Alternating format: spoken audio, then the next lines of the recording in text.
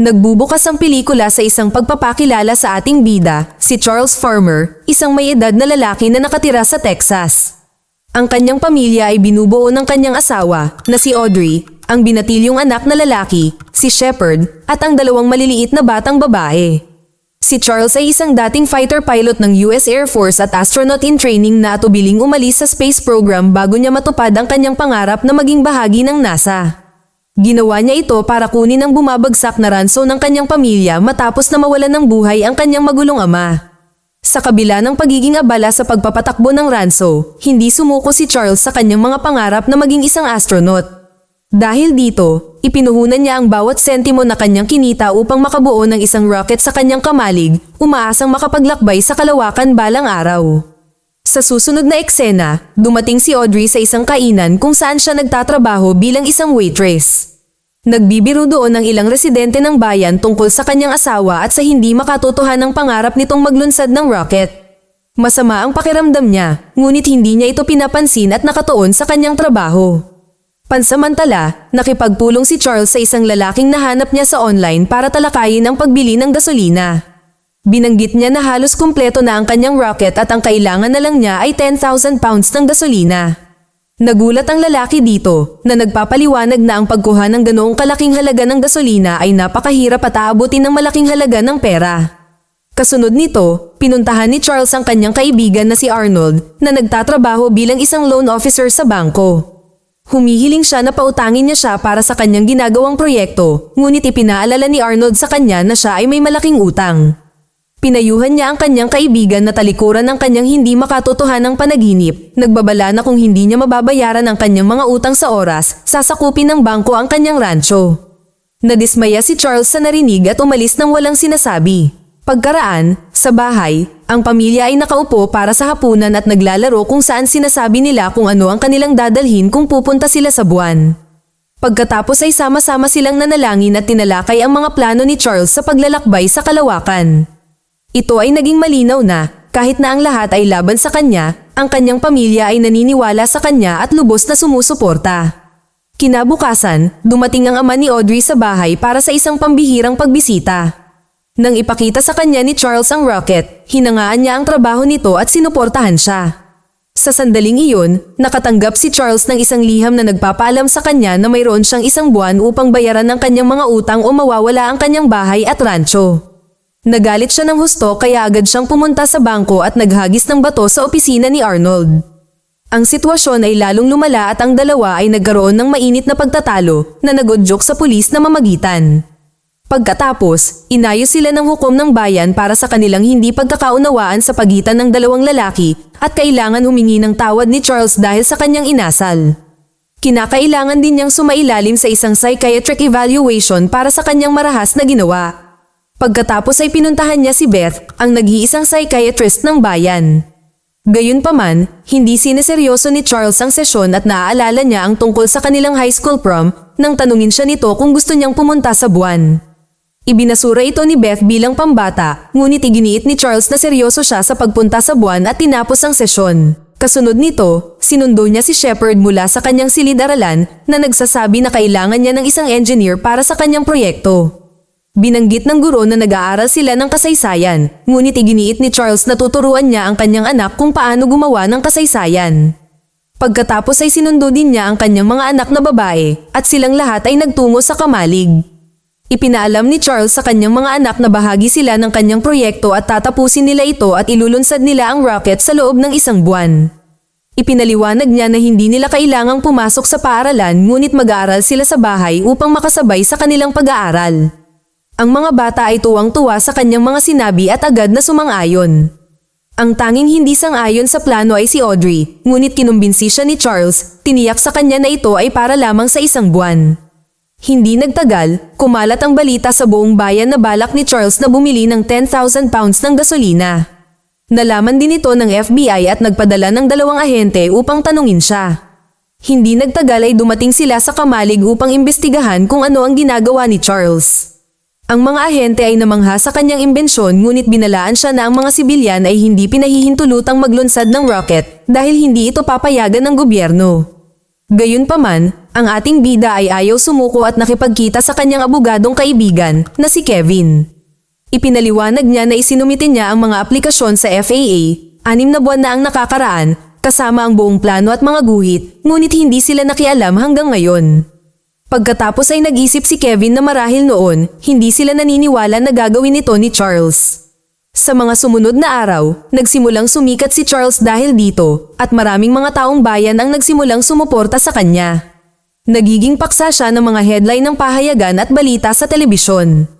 Ang kanyang tahanan ay pinapaligiran ng mga mamamahayag at mausisan ng mga miyembro ng publiko na interesado sa kanyang proyekto.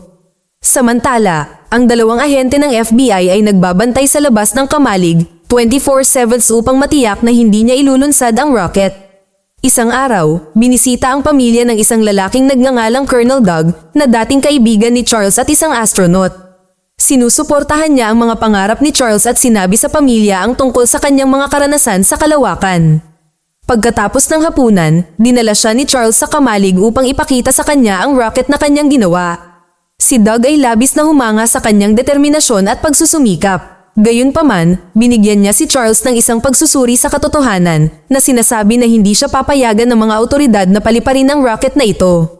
Hiniling niya sa kanyang kaibigan na sumuko at nangako na mabibigyan siya ng trabaho sa NASA para makapaglakbay siya sa kalawakan sa tamang paraan. Nang marinig ito, medyo nadismaya si Charles, hindi gaya ng inaasahan niya sa lahat ng tao na mauunawaan ni Doug ang kanyang desisyon. Magalang niyang tinanggihan ng alok, iginiit na gusto niyang pumunta sa kalawakan gamit ang kanyang rocket.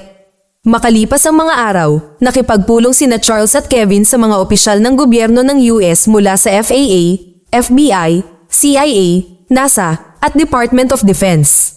Si Doug ay naroroon din sa mga opisyal. Nilinaw ng mga tao sa gobyerno na hindi nila maaaring payagan si Charles na ilunsad ang rocket dahil maaari itong maiuri bilang isang sandata ng malawakang pagkawasak. Lalo silang nag-alala nang malaman nilang ang kanyang 15 taong gulang na anak na lalaki, na si Shepard, ay itinalaga bilang pinuno ng misyon. Ang mas masahol pa, ipinahihiwatig ni Doug na si Charles ay hindi matatag sa pag-iisip, na itinuturo na ang kanyang ama ay ginawa ang hindi dapat gawin pagkatapos na mabaliw. Nang marinig ito, ipinahayag ni Charles ang kanyang pagkadismaya tungkol sa kung paano kumilos ang mga Amerikano na parang ang espasyo ay pagmamayari lamang ng kanilang pamahalaan. Sinabi niya na siya ay tinuruan na maniwala sa walang limitasyong mga posibilidad at na sa isang lugar sa daan, ang mga tao ay nawalan ng pananampalataya sa mga mithiing iyon. Binanggit din niya na sila ng kanyang anak ay nagtatrabaho ng magkasama mula noong bata pa si Shepard. Sinabi ni Charles na ang kanyang anak ay matalino kagaya niya at ganap na kayang gampanan ang misyong ito. Nang marinig ang kanyang talumpati, hindi ito nagustuhan ng mga opisyal at sinabi nilang ipapaalam nila sa kanya kapag nakapagpasya na sila. Nang maglaon, habang nasa banyo si Charles, nilapitan siya ng pinuno ng FAA at mariing sinabi na hinding-hindi siya papayagan ng gobyerno na ilunsad ang kanyang rocket. Binalaan niya si Charles na kung susubukan niyang magpatuloy, babarilin siya ng militar sa loob ng ilang segundo. Siguradong kinilig ang ating bida sa banta pero tiniyak ni Kevin na nambobola lang ang lalaki at hindi nila ito basta-basta kayang patayin ng ganoon lang. Sa susunod na eksena, nasa supermarket si Audrey nang hindi inaasahang na-decline ang kanyang card. Siya ay nag-aalala at pumunta sa bangko para lamang matuklasan na ang lahat ng kanilang mga asset sa pananalapi ay naka-freeze. Hindi lang iyon, nalaman din niyang kukunin na ang kanilang bahay at rancho. Ito ay nagparamdam sa kanya ng pagtataksil dahil hindi niya akalaing itatago ni Charles sa kanya ang ganoong mahalagang impormasyon. Kinagabihan, sabay-sabay na naghahapunan ang pamilya nang biglang sumulpot si Audrey at hinarap si Charles tungkol sa kanyang tinatago. Inakusahan niya siya na isinasapanganib ang kanilang kinabukasan para sa kanyang makasariling mga pangarap at hinihiling na malaman kung ano ang kanilang kakainin at kung saan sila titira kung mabibigo ang kanyang plano. Ngunit sa halip na tumugon na parang matinong tao, nagalit din si Charles at nagsimulang maghagis ng pagkain sa kusina. Nauwi ito sa mainit na pagtatalo na naging dahilan para matakot ang mga bata at tumakbo sa kanilang mga silid. Pagkaraan ng mga araw, ang pamilya ay nakatanggap ng isa pang pagkabigla nang ang ama ni Audrey ay tahimik na namatay sa kanyang pagtulog. Nagluluksa sila sa kanyang pagkamatay at nagdaos ng maliit na libing para parangalan siya. Isang gabi, nakita ni Charles ang isang lalaki sa kanyang kamalig na nagbibilang ng kanyang mga alagang hayop at sinusubukang sukatin ang kanyang lupa. Tinanong niya ang lalaki kung ano ang ginagawa niya doon at ang huli ay tumugon na balak niyang kunin ang kanyang lupa pagkatapos makausap ang bangko. Napagtanto na nauubusan na siya ng oras, naisip ni Charles na lumikha ng sarili niyang gasolina sa pamamagitan ng paghahalo ng kerosene sa hydrazine. Hiniling niya kay Shepard na i-reset ang rocket engine para makatakbo ito sa bagong pinaghalong gasolina.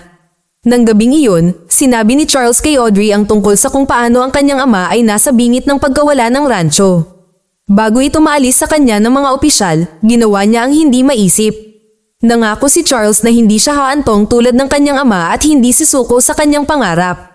Kinaumagahan, nang magising si Audrey, nakahanap siya ng liham mula kay Charles na tila isang goodbye note.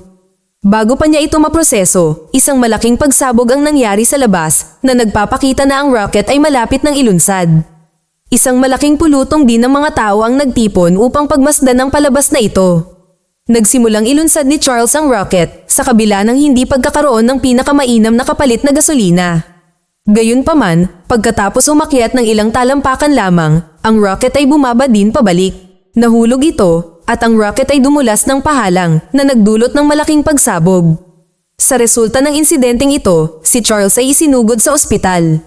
Bagamat nakaligtas siya ay nasa napakasamang kalagayan at magtatagal bago siya makabangon muli.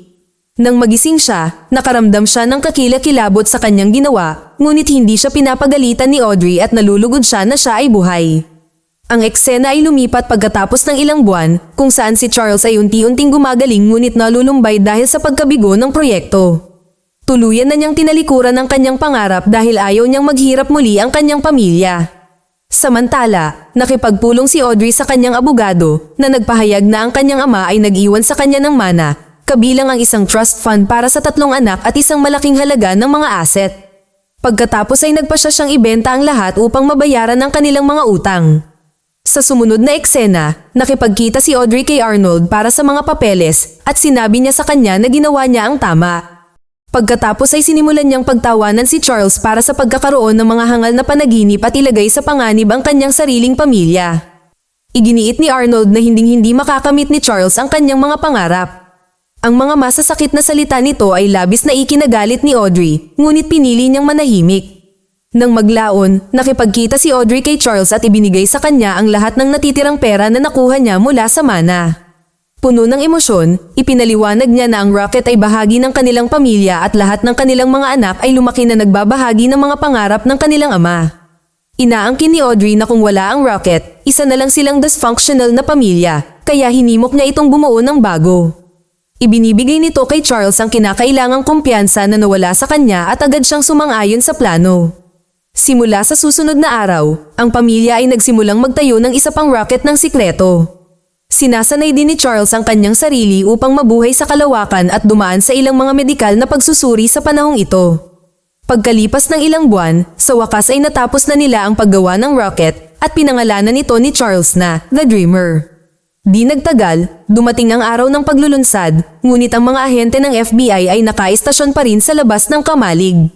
Nakatanggap sila ng alerto na si Charles ay bibili muli ng gasolina at nagmamadaling harangin siya. Nakabuntot sila sa kanyang sasakyan kasama ang puwersa ng pulisya at sa huli ay nagawa nilang makorner siya sa isang kalsada.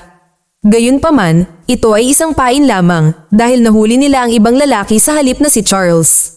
Bumalik sa kamalig, matagumpay na nailunsad ni Charles ang rocket habang si Shepard ay nananatili sa control room upang magbigay ng mga signal. Ang rocket ay umaangat at ang mga residente ng bayan ay namamangha habang ito ay umaakyat sa kalangitan. Hindi nagtagal ay narating ni Charles ang kalawakan kung saan nasaksihan niya ang nakamamanghang tanawin at napaluha sa tuwa. Samantala, ang pinuno ng FAA ay nagdaraos ng isang press conference at itinanggi na ang rocket launch ay naganap. Ibinasura niya ito bilang isang chismis na sinasabing si Charles ay komportableng nakaupo sa bahay. Bumalik sa kalawakan, biglang namatay ang mga ilaw ng rocket at nawala ang lahat ng signal ng komunikasyon ni Charles. Labis na nag-aalala sina Shepard at Audrey at pilit nilang sinisikap na makipag-ugnayan muli sa kanya. Ipinaalam ni Shepard sa kanyang ina na kung hindi nila siya maabot, mag-o-orbit siya sa kalawakan at kalaunan ay mauubusan ng oxygen. Habang naghihintay na makipag-ugnayan sa kanila ang kanyang ama, hindi nagtagal ay nakatulog siya sa control room. Kinaumagahan, napansin ni Charles ang kanyang singsing na lumulutang sa kalawakan. Habang sinusubukang saluhin ito, natuklasan niya ang mga nakadisconnectang cable at inayos ang mga ito. Ito ay nagbibigay daan sa kanya upang muling maitatag ang komunikasyon at makipag-usap sa kanyang pamilya. Matapos mag-orbit sa Earth ng 9 na beses, sa wakas ay naghanda si Charles na bumalik sa bahay. Itinakda niya ang mga coordinate at ligtas na nakarating ng ilang milya ang layo mula sa kanyang tahanan kung saan siya sinundo ng kanyang pamilya. Sa huling eksena, si Charles ay pinuri bilang isang bayani ng mga tao sa buong bansa para sa kanyang kahangahangang tagumpay. Nagtatapos ang pelikula nang lumabas siya sa isang sikat na palabas sa late night talk para sa isang panayam, habang ang mga ahente ng FBI ay nanunood mula sa madla at pinalakpakan siya. Mag-subscribe para sa higit pang mga video na tulad nito, i-on ang notification at mag-iwan ng like para matulungan ang aming channel. Salamat sa panunood.